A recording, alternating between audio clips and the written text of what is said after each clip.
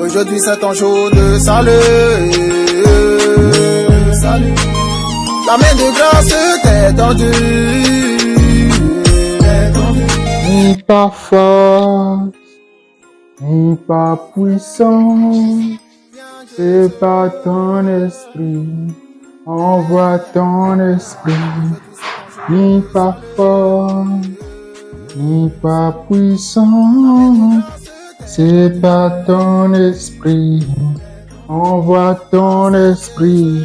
Ni pas fort, ni pas puissant, c'est pas ton esprit. Envoie ton esprit. Que ton feu embrase ma vie. Que ta flamme brûle sur moi. Oh, que ton feu embrase ma vie. Que ta flamme brûle sur moi. Ni pas fort, ni pas puissant, c'est pas ton esprit. Envoie ton esprit. Ni pas fort, ni pas puissant, c'est pas ton esprit. Envoie ton esprit. Ni pas fort, ni pas puissant, c'est pas ton esprit. Envoie ton esprit. Je te dis merci, Père. Merci pour ta grâce. Merci pour ton assistance. Merci pour tout, Père. Que toute la gloire te revienne. Merci pour la vie. Merci pour ta bonté. Merci pour ta miséricorde. Merci pour tout. Merci pour ta protection sur notre vie, dans nos allées, dans nos retours. Au nom de Jésus-Christ. Que toute la gloire te revienne. Béni soit ton nom. Béni soit ton trône. Au nom de Jésus-Christ. Seigneur de Tout-Puissant, pardonne-nous nos offenses. Pardonne nos péchés. Sanctifie-nous par ton sang. Au nom puissant de Jésus-Christ. Seigneur, dispose nos cœurs afin que nous puissions recevoir ta parole encore dans nos cœurs au nom de Jésus-Christ. Que ta parole ne nous rate pas au nom de Jésus. Que nous ayons un cœur qui reçoit ta parole et qui la mette en pratique au nom de Jésus-Christ. Que tout ce qui s'élève contre la connaissance de ta parole dans notre vie soit démoli, anéanti, détruit au nom puissant de Jésus-Christ. Seigneur de Tout-Puissant, accorde-moi l'onction de pouvoir communiquer ta parole ce soir encore au nom puissant de Jésus-Christ. Au nom de Jésus, nous avons ainsi prié. Amen. Salut frères et sœurs, j'espère que vous allez très bien et que vous vous portez bien par la grâce de Dieu. Amen. Nous allons continuer notre enseignement que nous avions commencé depuis la semaine passée et qui a pour thème 12 principes de la richesse qu'enseigne le jardin d'Éden. Amen. Et dans l'enseignement précédent, nous avons vu certaines prédispositions qu'il faut avoir avant de rechercher la bénédiction, rechercher la richesse en Dieu. Amen. Et il y a deux types de richesse. La richesse que Dieu propose et la richesse que le diable propose. Amen. Et en plus de cela, il y a la richesse humaine, la richesse ordinaire que tout homme peut avoir. Mais pour atteindre le sommet de la richesse, c'est d'abord le spirituel. Ça a pour source, ce type de richesse a une source spirituelle. Amen. Et en tant qu'enfant de Dieu, vous ne pouvez que chercher la richesse qui vient de Dieu. C'est cette richesse qui vous garde dans la bénédiction de Dieu. Amen. Et nous avons vu certaines prédispositions face à la richesse. Vous devez avoir une bonne motivation dans votre quête de la bénédiction de la richesse. Amen. Vous devez avoir une bonne motivation. Si votre motivation est égoïste, alors Dieu ne va pas vous bénir à cause de cela. Si votre bénédiction que vous cherchez est seulement pour satisfaire vos propres besoins, Dieu ne va pas vous bénir à cause de cela. Mais si votre motivation est le fait de bénir les autres, si votre motivation a pour source de bénir les autres et être une source de bénédiction pour les autres, Dieu va vous bénir. Si votre motivation est de propulser l'évangile et d'investir dans l'œuvre de Dieu, Dieu va vous bénir. Mais si votre motivation est égoïste, Dieu ne va pas vous bénir pour cela. Amen. Et nous avons vu que Dieu est la source de la richesse. Amen. Lorsque la Bible nous parle du jardin d'Éden, la Bible commence d'abord par présenter Dieu qui planta un jardin, Dieu qui est en action, pour dire que la richesse, c'est d'abord spirituel. La richesse, c'est d'abord spirituel. Et tu peux te poser la question, comment les païens sont très riches et qui n'adorent pas Dieu? Moi, je t'enseigne une richesse qui va te garder en Dieu, une richesse qui sera la vraie richesse qui va te bénir et bénir les autres. Amen. Je ne te parlerai pas de la richesse tout en se concentrant seulement sur le potentiel humain. Je te parle d'une richesse qui va te garder en Dieu. Amen. Lorsque tu sais que ta richesse provient de Dieu, tu vas t'humilier, tu auras de l'humilité. Mais si je t'enseigne une acquisition de richesse qui n'est basée seulement que sur ta compétence, sur ton potentiel, tu vas devenir orgueilleux parce que tu diras, c'est moi-même qui ai fait. Si je me suis battu, j'ai travaillé dur, j'ai fait ceci, j'ai fait cela, je suis intelligent, je suis motivé plus que les autres, je suis zélé, je suis habile. Non, la richesse, la bénédiction que tu auras pour source Dieu. Et lorsque tu vas te rappeler de Dieu, tu vas garder l'humilité. Amen. Dieu d'abord, le spirituel d'abord, pour acquérir la richesse. Nous allons lire la parole de Dieu. Nous sommes toujours dans Genèse chapitre 2. Nous allons lire le verset 8 et le 9. Amen. La Bible dit ceci. Puis l'Éternel Dieu planta un jardin en Éden du côté de l'Orient et il y mit l'homme qu'il avait formé. L'Éternel Dieu fit pousser du sol des arbres de toute espèce, agréables à voir et bons à manger, et l'arbre de la vie au milieu du jardin, et l'arbre de la connaissance du bien et du mal. Que Dieu bénisse sa parole. Amen. Lorsqu'on parle du jardin d'Éden, on voit Dieu qui plante un jardin. Amen. Le jardin est l'un des principes pour la richesse de l'homme. Amen. Ici, c'est Dieu qui planta un jardin. Le jardin symbolise une société, un milieu de vie pour l'homme. L'homme qui l'a formé, Adam qui l'a formé, vit dans une société, vit dans un jardin. Et chacun de nous a sa société. Même si nous sommes dans une société, tu as ta société spécifiquement réservée pour toi. Et tu dois rechercher quelle est cette société que Dieu a prévue et préparée pour toi, pour ta réussite. Amen. Celui qui réussit au Bénin ne va pas forcément réussir au Nigeria. Celui qui réussit dans son village ne va pas forcément réussir dans sa ville. Celui qui réussit aux États-Unis ne va pas forcément réussir en Afrique. Tu dois te connecter à Dieu qui va te montrer où se trouve le jardin dans lequel tu vas vivre. Le jardin est l'un des principes pour la richesse. Tu dois vivre dans une société donnée. Pour le projet que tu as, pour le plan que Dieu a pour toi, afin de pouvoir te bénir, te rendre riche, Dieu a prévu une société dans laquelle cette bénédiction va se manifester dans ta vie. Si tu n'es pas dans ce jardin, c'est-à-dire si tu n'es pas dans cette société, tu ne seras pas riche tel que le plan de Dieu avait prévu pour toi, tel que Dieu avait prévu pour toi. Il faut que tu découvres quel est ton jardin, où est l'emplacement de ton jardin dans le milieu dans lequel tu vis. Où est ton jardin? Où est ton jardin? Ton jardin peut être un lieu spécifique que Dieu va t'envoyer. Dieu va te dire, quitte le village, va en ville. C'est là-bas que tu vas réussir. Dieu va te dire, ta place n'est pas en ville, va dans les villages. Donc dans le village, c'est là-bas que tu vas réussir. Dieu va te dire, pour que tu puisses devenir riche, ce n'est pas au Bénin que tu vas devenir riche, il faut aller à l'extérieur. C'est là-bas que tes affaires vont prospérer et tu iras là-bas pour devenir riche.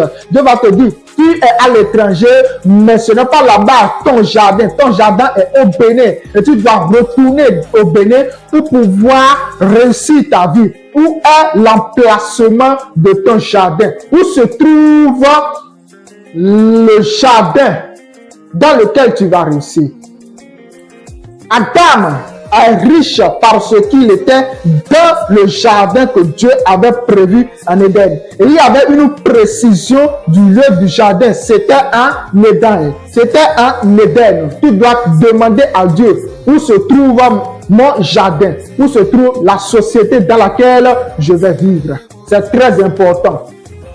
Deuxième chose que signifie le jardin, c'est la mentalité. C'est la mentalité. Tu vis au milieu de quelques amis qui ont une mauvaise mentalité. Tu ne vas pas continuer à rester dans ce milieu-là. Tu dois quitter ce milieu. Tu dois quitter ce cercle d'amis pour un autre cercle d'amis pour que la richesse, la bénédiction que Dieu avait prévue pour toi soit manifestée. Mais si tout le temps tu continues à rester au milieu de ces amis qui ont une mauvaise mentalité, la bénédiction que Dieu a prévue pour toi ne sera pas manifestée et tu vas rester pauvre. Tu vas penser que Dieu ne t'aime pas. Non, ce n'est pas que Dieu ne t'aime pas. Tu n'es pas dans ton jardin. Tu n'es pas dans le jardin que Dieu avait prévu pour toi. Tu dois chercher où se trouve ce jardin. Voilà le deuxième principe. Où est ton jardin? Le milieu dans lequel tu dois vivre. Dieu t'appelle au ministère. Dieu doit te dire où est-ce que tu vas commencer ce ministère. Où est-ce que tu vas implanter l'église. Où est-ce que tu vas le servir. Dieu met en ton cœur un projet. Il doit te dire, pour ce projet, je veux que tu ailles dans tel lieu pour commencer le projet. C'est alors que tu réussiras. Le jardin de Dieu pour toi est en Éden, pas en autre lieu, pas en un autre lieu. C'est en Éden. Si tu ne vis pas en Éden, tu vas mourir pauvre. Amen. Nous continuons. L'Éternel Dieu fit pousser du sol des arbres de toute espèce. J'aime beaucoup ce verset. L'Éternel Dieu fit pousser du sol des arbres de toute espèce, agréables à voir et bons à manger. Je vais m'arrêter là d'abord. Il fit pousser du sol des arbres de toute espèce, agréables à voir et bons à manger. Dieu a pourvu à l'homme, à Adam, des arbres dont Adam pouvait se servir des fruits pour manger. Dieu a pourvu le manger à Adam. Et dans le jardin se trouvait le papanier, le bananier, l'avocatier, l'oranger, tous les arbres bons à voir et bons à manger. Chaque arbre constitue une source de revenus pour Adam. Amen. Parce que Adam est dans le jardin, il doit manger.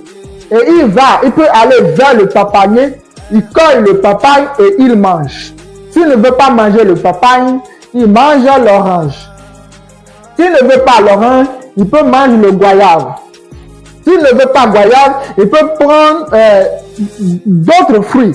Il peut prendre la pomme, l'ananas, le maïs, tout ce qu'il veut. Amen. Et il se nourrit des fruits des arbres. Les arbres constituent une source de revenus. Et comme la Bible dit que Dieu fait pousser toute espèce, donc Adam n'avait pas une seule source de revenus. Ce n'est pas seulement le manguier que Dieu a fait pousser dans le jardin. Dieu a fait pousser plusieurs arbres de différentes espèces. Donc Adam avait plusieurs sources de revenus. Voici le troisième principe, avoir plusieurs sources de revenus. Avoir plusieurs sources de revenus.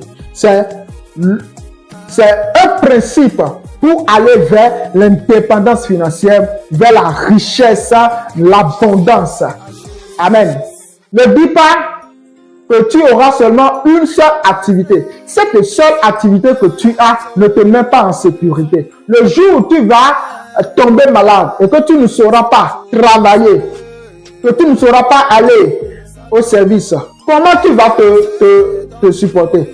Qu'est-ce que tu vas manger? Où est-ce que tu trouveras de l'argent? Cette seule activité, c'est la seule activité que tu as et que tu n'as plus la force de travailler pour gagner de l'argent. Qu'est-ce que tu vas faire? Comment tu vas faire? Qu'est-ce que tu feras? Adam, je suppose que Dieu avait seulement créé, avait pas poussé seulement le manguier dans le jardin. Et à part le manguier, il n'y a plus rien.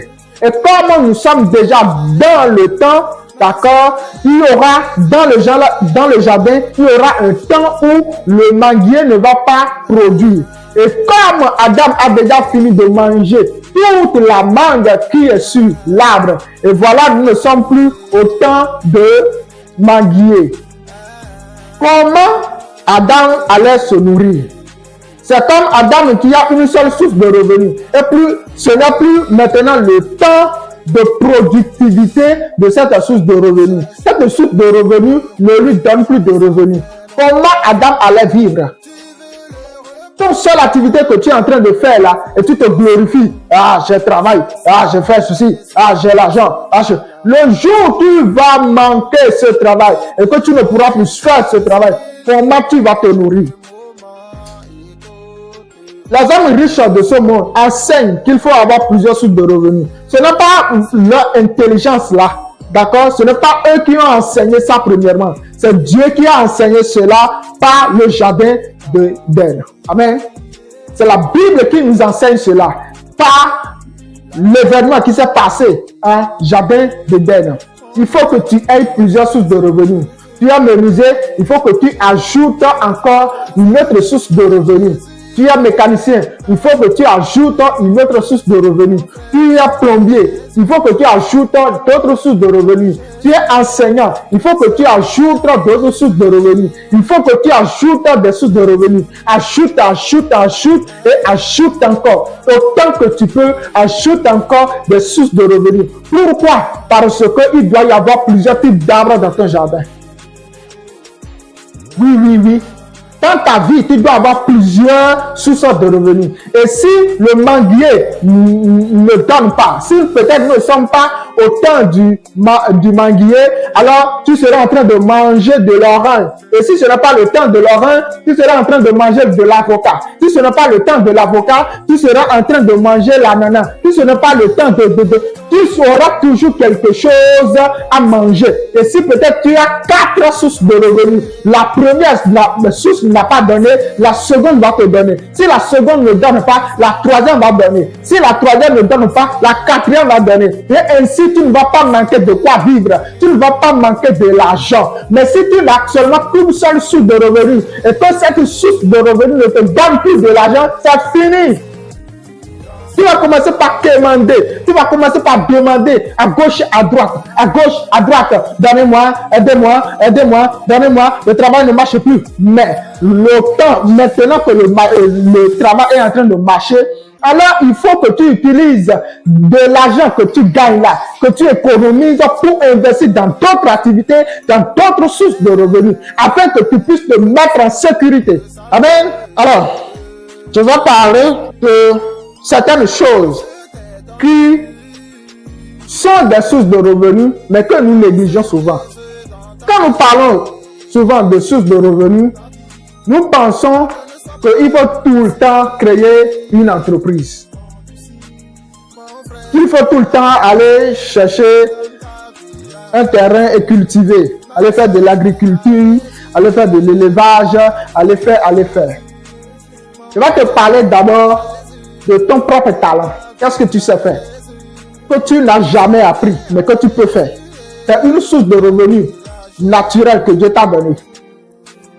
Vous êtes en train de chercher des boulots de gauche à droite. Il y a déjà un boulot que Dieu t'a donné sans que tu n'aies de diplôme en ça. Tu as le diplôme naturellement. Qu'est-ce que tu sais faire naturellement et que tu n'as pas appris? C'est une source de revenus que tu as et que tu négliges.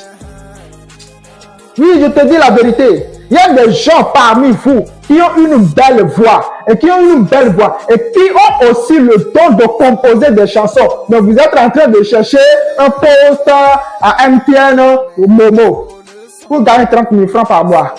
Mais entre en studio, non, et compose tes chansons là-bas. Entre en studio, fais sortir la chanson, ça va cantonner. Et tu deviendras riche à cause de ta voix, à cause de ce que Dieu t'a donné dans la bouche, à cause de l'activité, la source de revenus vocale que Dieu t'a donné.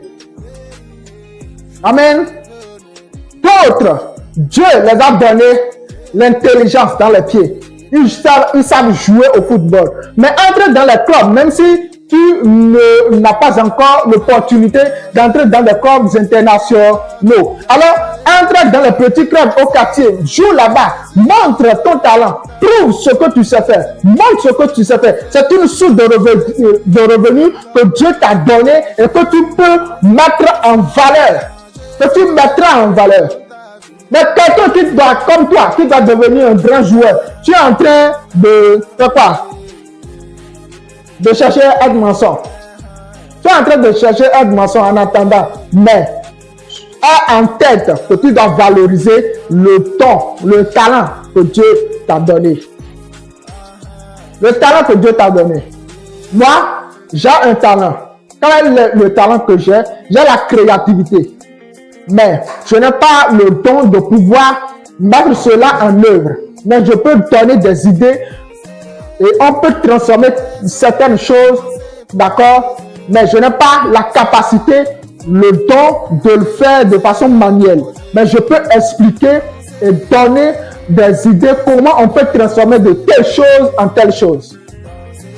C'est un don que Dieu m'a donné, que je peux mettre en valeur. Et ce sera une source de revenus pour moi, même si j'ai encore d'autres travaux que je fais. Même si j'ai d'autres travaux que je fais et que je gagne de l'argent là-bas. Toi aussi, tu dois, après l'activité que tu es en train de faire maintenant, tu dois aussi mettre en valeur le don que Dieu t'a donné. C'est une source de revenus que Dieu t'a donné gratuitement et naturellement. Dieu fit pousser du sol des arbres de toute espèce, agréable à voir et bon à manger. Qu'est-ce que cela signifie? Bon, agréable à voir et bon à manger. Dans notre monde qui est en train de se détruire, où les gens ont maintenant une carte de visite, où la prostitution est reconnue comme étant une activité. Ça, ce n'est pas une source de revenus. Amen. Une activité tu peux te présenter. Une activité doit être d'abord morale.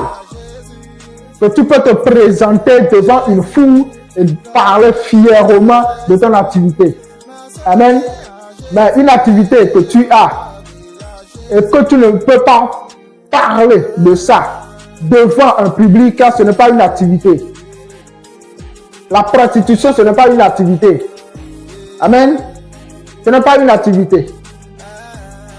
Il faut que ton arbre soit agréable à voir et bon à manger. Bon à manger. Bon à manger. Tu vends de la drogue, ce n'est pas bon. Cet arbre-là n'est pas bon à manger. Tu vends les ossements humains, ça c'est pas une activité.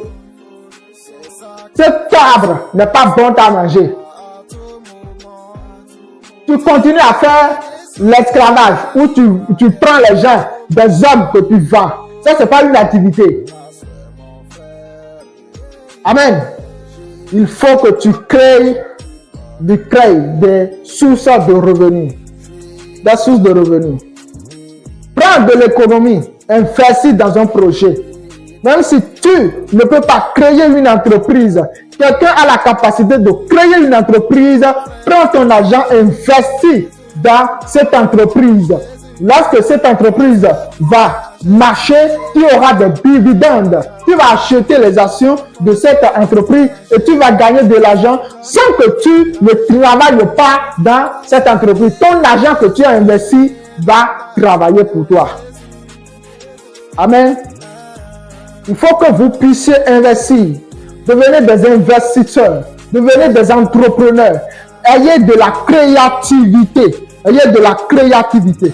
Le potentiel que Dieu vous a donné, mettez cela en valeur. Car c'est une source de revenus que vous avez et que Dieu vous a donné. Nous allons nous arrêter là.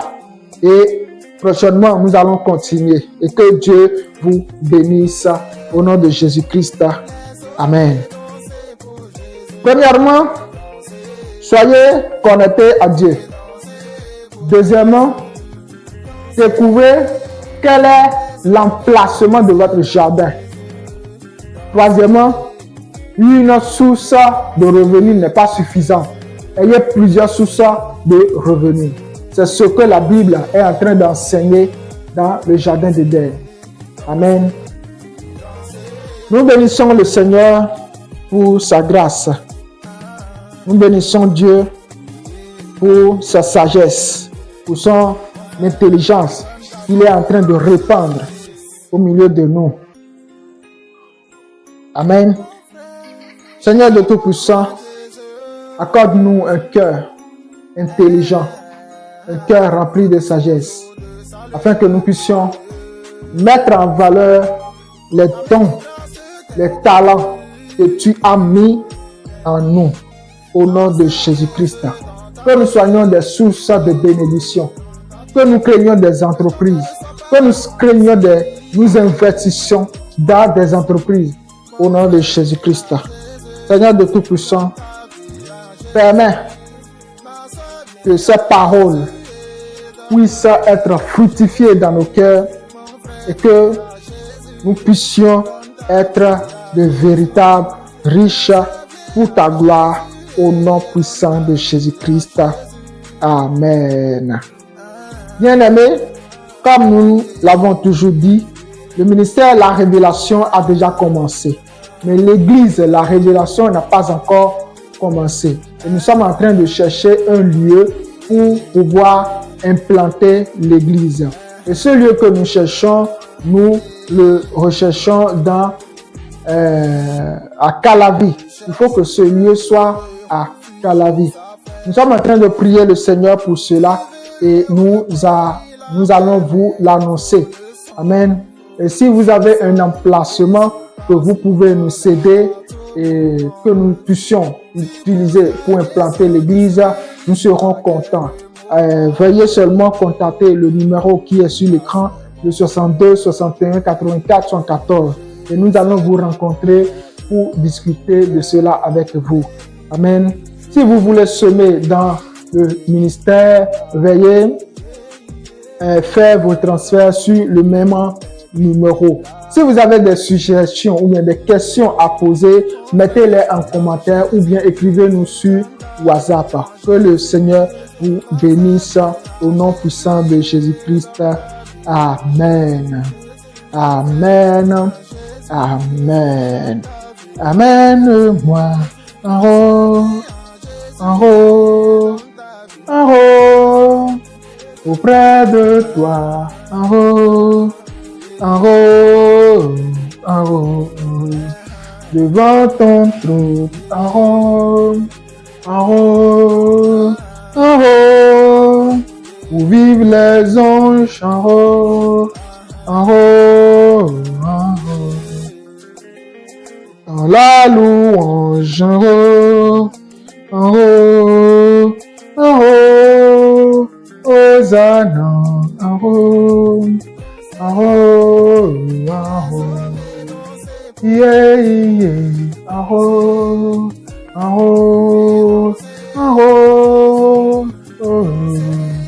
en haut, en haut, en haut, amène-moi en haut, en haut, en haut, auprès de toi, en haut, en haut, en haut, devant ton trône, en haut, en haut, en haut, dans la louange, en haut, en haut, en haut, où vivent les anges, en haut, en haut, en haut, dans ta présence, en haut, en haut, en haut. Mon frère, viens à Jésus, donne ta vie à Jésus.